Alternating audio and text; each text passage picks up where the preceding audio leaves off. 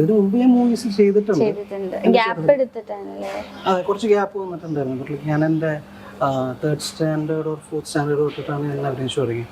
ആദ്യത്തെ പടം മനസ്സിനക്കരയില് ശ്രീരാമേശ്വര പേരക്കുട്ടിയായിട്ട് മോനായിട്ട് ചെറിയ 2 പിള്ളേരുണ്ടായിരുന്നു. പിന്നെ വാമനപുരം ബസ് റൂട്ട്, അതിനകത്ത് ലാലേട്ടൻ്റെ കുട്ടിക്കാലം, പിന്നെ മയിലാട്ടത്തില് അമ്പലിച്ചേട്ടൻ്റെ ജഗതിച്ചേട്ടൻ്റെ മോനായിട്ട്, ബസ് കണ്ടക്ടറിൽ ഹരിശേഷൻ ചേട്ടൻ്റെ മോനായിട്ട്, പിന്നെ ഏതാ വേഷം എല്ലാവർക്കും സെലിബ്രിറ്റി ആവാനായിട്ട് വലിയ താല്പര്യം. 4 ആളെ അറിയാമെന്ന് പറഞ്ഞാൽ എല്ലാ ആൾക്കാർക്കും ഭയങ്കര സന്തോഷമുള്ള കാര്യം. എനിക്ക് പക്ഷെ അന്ന് സെലിബ്രിറ്റി എന്താണെന്ന് പോലും അറിഞ്ഞുകൂടായിരുന്നു. ആ വാക്കിന്റെ അർത്ഥം സത്യം പറഞ്ഞാൽ എനിക്ക് അറിഞ്ഞുകൂടായിരുന്നു. സ്കൂളിൽ ഇവരെ സെലിബ്രിറ്റി എന്ന് പറയുമ്പോൾ അത് ഞാൻ അപ്പുറത്തുള്ളതിനോട് ചോദിക്കും, സെലിബ്രിറ്റി എന്ന് വെച്ചാൽ എന്താ? ഞാൻ ചോദിച്ചിട്ടുണ്ട്, ലിറ്ററലി ഞാൻ ചോദിച്ചിട്ടുണ്ട്. പക്ഷെ എന്താ എനിക്കറിയില്ല. എൻ്റെ ഞാൻ അത്രയും വലിയൊരു ഹൈപ്പ് സിനിമയിൽ അഭിനയിക്കുന്ന ഒരു വലിയ സംഭവമാണെന്നുള്ള അന്ന് കൊടുത്തിരുന്നില്ല. പക്ഷെ ആൾക്കാർ നമ്മളെ റെക്കഗ്നൈസ് ചെയ്യുകയും പിന്നെ മോഹൻലാലിൻ്റെ കുട്ടിക്കാലം, ലാലേട്ടൻ്റെ കുട്ടിക്കാലം ചെയ്ത കഴിഞ്ഞാൽ എന്നൊക്കെ പറഞ്ഞപ്പോൾ സംഭവമാണല്ലോ, കൊള്ളാമല്ലോ, ആ ഒരു ഫീൽ കിട്ടി. അപ്പോഴാണ് ലൈക്ക് സിനിമ എന്നുള്ളൊരു മീഡിയത്തിൻ്റെ ആ ഒരു റീച്ചും പവറൊക്കെ നമ്മൾ മനസ്സിലാക്കുന്നത്. ആകാശം പോലെ അകലെ അരികത്തായി ഉയരെ ദൂരത്തോ ഉയരും ചാരത്തോ അനുരാഗത്തിനെറിയുമ്പോൾ ഉണരാതെ അറിയുന്ന മഴയുള്ള രാവിന്റെ കൊതിയാണ്. ഹായ് എവരിവൺ, ഈ മാസം റിലീസിനൊരുങ്ങുന്ന ഇഷ്ടരാഗം എന്ന സിനിമയിലൂടെ പ്രധാന വേഷത്തിലെത്തുന്ന ജിഷിനാണ് നമ്മുടെ ഒപ്പം ഉള്ളത്. Hi, welcome to Mapstick. So ആദ്യം തന്നെ ഈ സിനിമയുടെ കഥാപാത്രത്തിനെ പറ്റി പറയാവോ? അതിനകത്ത് എൻ്റെ കഥാപാത്രത്തിന്റെ പേര് ജഗൻ എന്നാണ്. ജഗൻ ഭയങ്കര നോട്ടബിൾ നെയിമാണ്. അതിനകത്തൊരു നെഗറ്റീവ് ഷെയ്ഡുള്ളൊരു ക്യാരക്ടറാണത്. Like it's not cruel. ഒരു MLAയുടെ മകനാണ്. So you can imagine spoiled kid പോലത്തെ ഒരു സംഭവമാണ്. പിന്നെ അത് നായികയും നായകനും കൂടിയിട്ട് അവരുടേതായിട്ടുള്ള സ്ട്രഗിളിൽ കൂടെ പോകുമ്പോൾ അതിൻ്റെ ഉള്ളിൽ കൂടെ വന്നിട്ട് കുറച്ചുകൂടി പ്രശ്നങ്ങളുണ്ടാക്കും. അങ്ങനത്തെ ഒരു ക്യാരക്ടറാണ് അതിനകത്ത്. അപ്പോൾ ഒരു മോഡേൺ വേൾഡ് സ്പോയിൽഡ് കിഡ് എന്നുള്ള ടൈപ്പ് ക്യാരക്ടർ ആണല്ലേ പറയാം. ഈ സിനിമയിലോട്ട് എങ്ങനെയാണ്, ഈ ഒരു ക്യാരക്ടറിലോട്ട് എങ്ങനെയാണ് എത്തുന്നത്? ആക്ച്വലി ഇത് വരുന്നത് എന്നെ ഈ മൂവിയിലോട്ട് റെഫർ ചെയ്യുന്ന അനീഷ് വർമ്മ എന്ന് പറഞ്ഞിട്ടുള്ളൊരു ഡയറക്ടറാണ്. തിലക്കത്തിൻ്റെ ഒക്കെ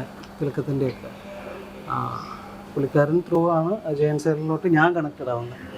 ഇതിനു മുമ്പ് ഞാൻ മൂവീസ് ചെയ്തിട്ടുണ്ട്. അതെ, കുറച്ച് ഗ്യാപ്പ് വന്നിട്ടുണ്ടായിരുന്നു. ഞാൻ എൻ്റെ 3rd standard or 4th standard തൊട്ടിട്ടാണ് ഞാൻ അഭിനയിച്ചു തുടങ്ങി. ആദ്യത്തെ പടം മനസ്സിനക്കരയില് ശ്രീരാമേശ്വര പേരക്കുട്ടിയായിട്ട് മോനായിട്ട് ചെറിയ 2 പിള്ളേരുണ്ടായിരുന്നു.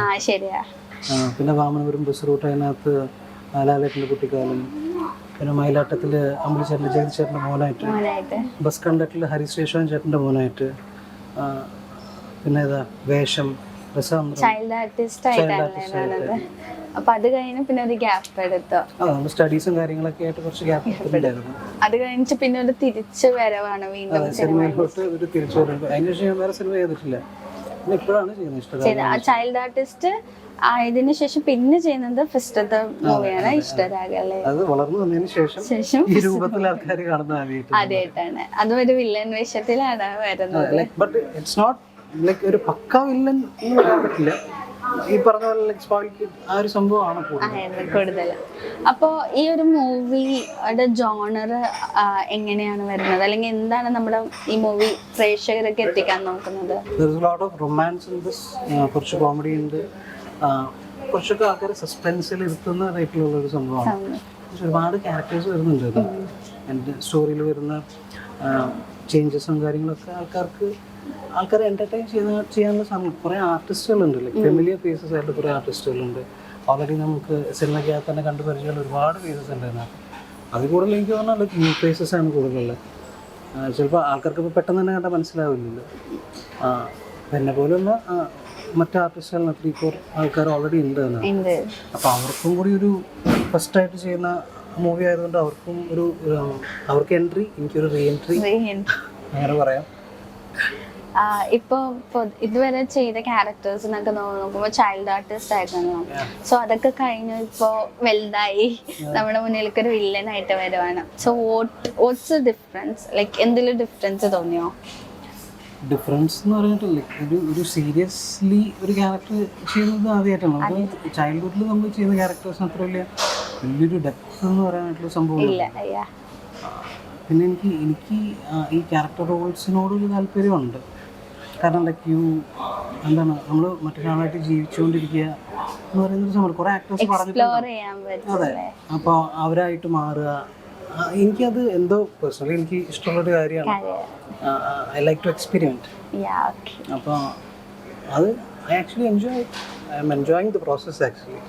ആൻഡ് ഓൾസോ ലൈക്ക് ക്യാരക്ടേഴ്സ് മാത്രമല്ലല്ലോ, ഇപ്പോൾ ഈ വാമനപുരം റെസ്റ്റോറൻറ്റ് അല്ലെങ്കിൽ മനസ്സിനക്കരയൊക്കെ എടുത്ത ടൈം ലൈനും ഇപ്പം നല്ല ഡിഫറൻസ് ഉണ്ട്.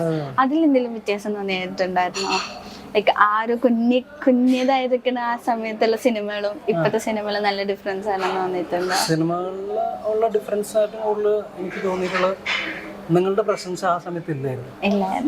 കാരണം വെച്ച് കഴിഞ്ഞാൽ അന്ന് ചെയ്യുമ്പോൾ ലൈക്ക് സോഷ്യൽ മീഡിയ അല്ലെങ്കിൽ മാർക്കറ്റിംഗ് എന്നുള്ളൊരു കോൺസെപ്റ്റ് ഭയങ്കര കാര്യമായിട്ടുണ്ടായിരുന്നില്ല.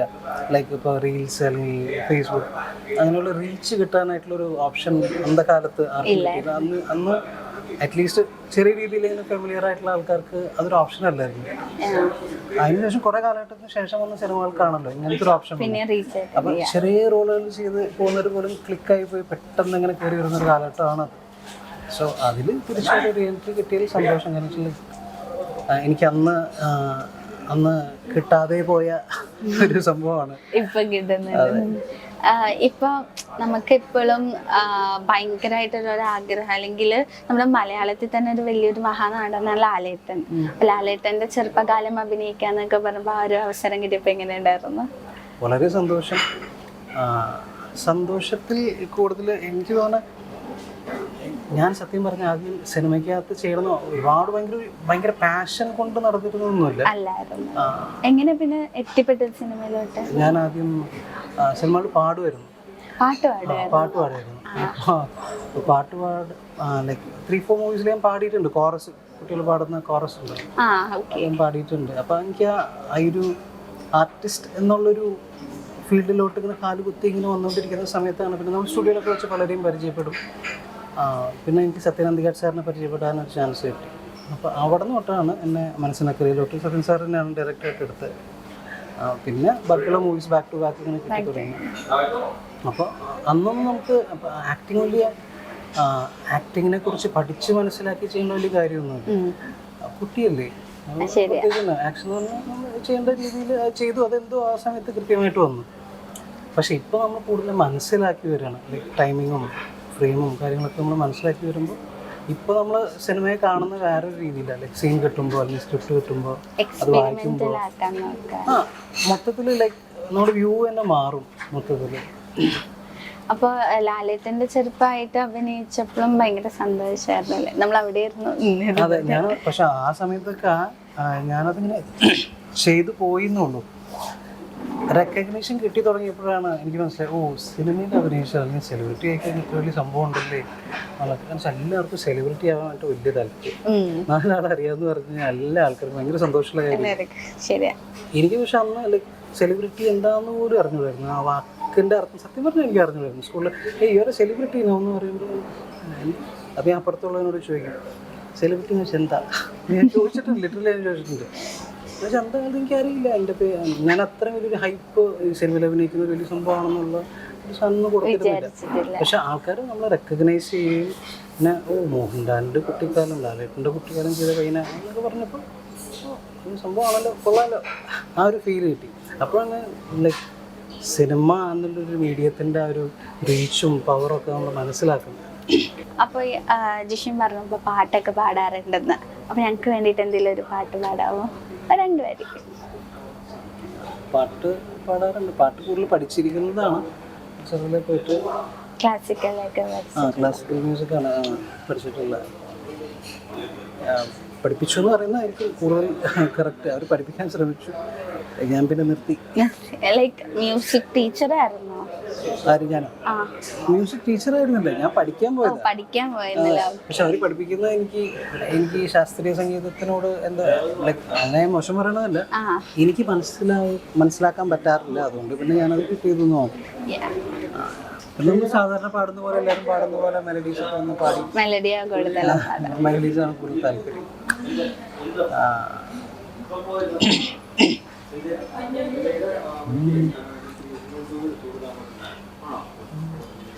ആകാശം പോലെ ഉയരെ ദൂരത്തു ചാരത്തു അനുരാഗീരിയുമ്പോൾ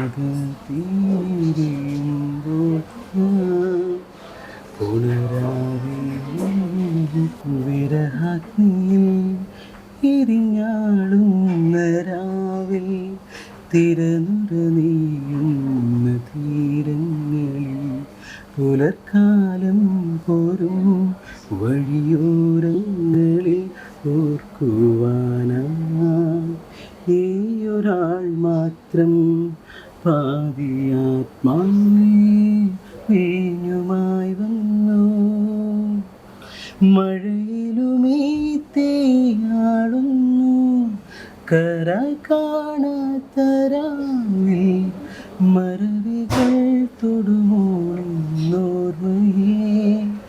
ആകാശം പോലെ അകലെ അരികത്തായി ഉയരെ ദൂരത്തോ ഉയരും ചാരത്തോ അനുരാഗത്തിരിയുമ്പോൾ ഉണരാതെ അറിയുന്ന മഴയുള്ള രാവിൻ്റെ കൊതിയാണ്. Your voice is so sweet. Oh, thank you. ഞാൻ ആദ്യം തന്നെ സംസാരിച്ചപ്പോൾ തന്നെ വിചാരിച്ചാണ് നല്ല വോയിസ് ആണല്ലോ. ഭയങ്കര സോഫ്റ്റ് ആയിട്ട് സംസാരിക്കും. ശരിയാ. അപ്പൊ തന്നെ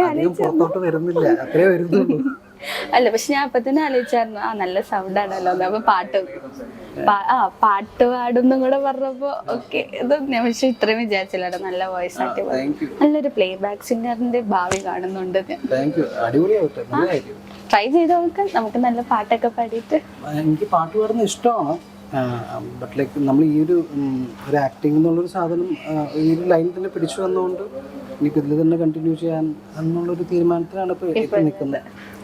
എന്നാലും നമ്മളിപ്പോ ആക്ടിങ്ങിന്റെ ഒപ്പം തന്നെ ഒരുപാട് പേര് സിംഗർ നമ്മൾ ഏത് രീതിയിലാണ് ഡൈവേർട്ട് ചെയ്ത് പോകാന്നുള്ളത് നമുക്കൊന്നും പറയാൻ പറ്റില്ല. ചിലപ്പോൾ ചില ആൾക്കാർക്ക് പാട്ട് പാടാനും പറ്റും, അഭിനയിക്കും. ഒരുപാട് ആക്ടേഴ്സ് ഉണ്ടല്ലോ. അപ്പൊ ഒരു എങ്ങനെയാണ് വരാന്നുള്ളത് നമുക്ക് പറയാൻ പറ്റില്ല. ഇപ്പൊ നമ്മുടെ ഈ ഇഷ്ടരാഗം എന്ന് പറഞ്ഞ സിനിമയിലാണെങ്കിലും ഇപ്പൊ കൈലാഷ് ചേട്ടൻ അങ്ങനെ കുറച്ച് എക്സ്പീരിയൻസ് ആയ കുറെ പുതുമുഖങ്ങളല്ലാണ്ട് എക്സ്പീരിയൻസ് ആയ കുറെ ആക്ടേഴ്സ് ഉണ്ട്.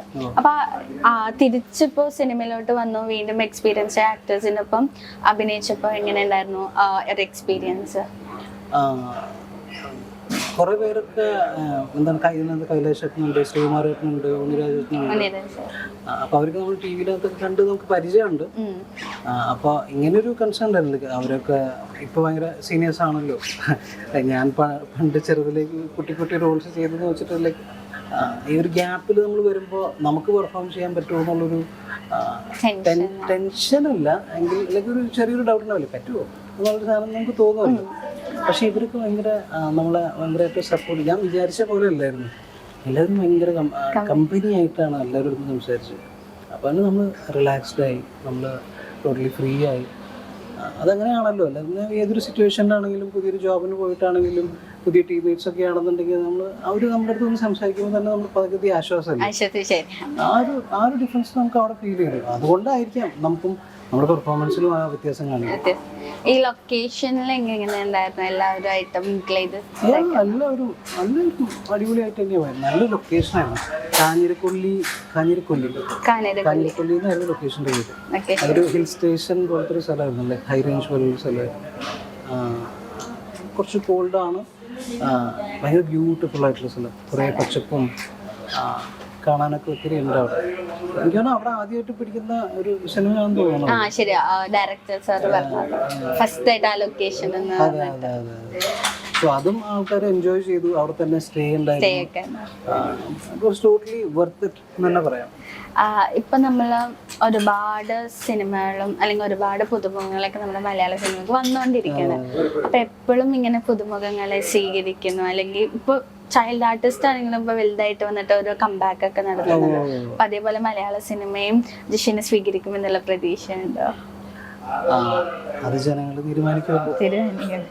അത് നമ്മൾ നമ്മുടെ എഫേർട്ട് അല്ലെങ്കിൽ നമ്മുടെ ഒരു പാഷൻ നമ്മൾ ഫോളോ ചെയ്യുന്നു, നമ്മളതിനെ പെർസ്യൂ ചെയ്യാന്നുള്ളൊരു സംഭവം ഉണ്ടല്ലോ. നമ്മൾ കുറെ ഇന്റർവ്യൂസ് കാണുമ്പോൾ, വലിയ വലിയ ആക്ടേഴ്സിന്റെ ഇന്റർവ്യൂസ് കാണുമ്പോൾ അവരെപ്പോഴും പറയും സിനിമയ്ക്ക് നിന്നെ ആവശ്യമില്ല, നിനക്കാണ് സിനിമേനെ ആവശ്യം എന്ന് പറയുന്നൊരു സംഭവം ഉണ്ടല്ലോ. പണ്ടൊന്നും ഞാൻ കാര്യമായിട്ടൊരു എഫേർട്ട് എടുക്കേണ്ട ഒരു സിറ്റുവേഷൻ അല്ലെങ്കിൽ പിന്നെ സിനിമയ്ക്ക് വേണ്ടി പുറകെ നടക്കാൻ അങ്ങനത്തെ ഒരു ആ ഒരു ഐഡിയയിലോട്ട് എത്തിയിട്ടുണ്ടായിരുന്നില്ല. പലർക്കും ഇല്ല സത്യം പറഞ്ഞാൽ. എൻ്റെ ഫ്രണ്ട്സ് ആണെങ്കിൽ പോലും സിനിമേനകത്ത് ചാൻസ് നോക്കി നടക്കുന്നവരാണെങ്കിൽ പോലും അവരത്രയും എന്താണ്, ഒരു കാസ്റ്റിംഗ് കോൾ കിട്ടിയാൽ നമുക്ക് കണ്ടു അപ്പോൾ പോയി. അല്ലാണ്ട് അതിന് വേണ്ടി എഫേർട്ട് എടുത്ത് കാസ്റ്റിംഗ് കോളുകളിൽ ഓഡിഷൻസ് കണ്ടുപിടിച്ച് അതിന് വേണ്ടി പുറകെ നടക്കുന്ന നല്ല മിടിയന്മാരായിട്ടുള്ള ആൾക്കാരുണ്ട്, മിടിച്ചുകളായിട്ടുള്ള ആൾക്കാരുണ്ട്, ഇഷ്ടം പോലെ ഉണ്ട്. ആ കൂട്ടത്തിൽ പെട്ടൊരാളാണ് ഞാനും പറയുന്നത്. പക്ഷെ ഇപ്പോൾ ചേഞ്ച് ആയി വരുന്നുണ്ട്. Because like I'm starting to realise അത് നമ്മൾ എഫേർട്ട് എടുത്ത് കഴിഞ്ഞാൽ കിട്ടും. എഫേർട്ട് എടുക്കണം. ആ ഒരു പെയിൻസ് ടേക്കിംഗ് കുറച്ച് മൊമെന്റ്സ് ഉണ്ടെങ്കിൽ പോലും ഒരു 5 മിനിറ്റ് അതിന് വേണ്ടി എഫേർട്ട് ഇടാണെന്ന്. അപ്പോൾ ഐ തിങ്ക് അത് നമുക്കൊരു ലേണിംഗ് എക്സ്പീരിയൻസ് കൂടിയാണല്ലോ.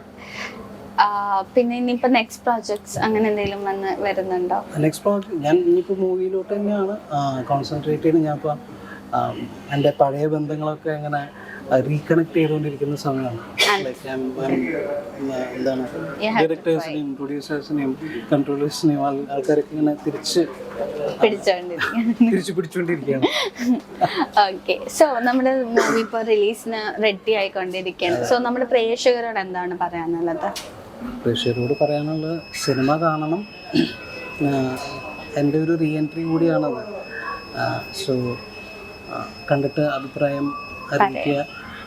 നല്ലതാണെന്നുണ്ടെങ്കിൽ സ്വീകരിക്കുക, ഇഷ്ടപ്പെട്ടെങ്കിൽ കൂടെ ചേർത്ത് നിർത്തുക, അതാണ് വേണ്ടത്. ഓക്കെ, അപ്പോൾ ജിഷിൻ പറഞ്ഞ പോലെ തന്നെ സിനിമയും വൻ ഹിറ്റ് ആവട്ടെ എന്ന് ആശംസിക്കുന്നു. ജിഷിന് വീണ്ടും ഒരു റീ എൻട്രി നടത്താൻ പോവാണ്, അപ്പം അതും വൻ വിജയകരമാവട്ടെ എന്ന് ആശംസിക്കുന്നു. Thank you so much.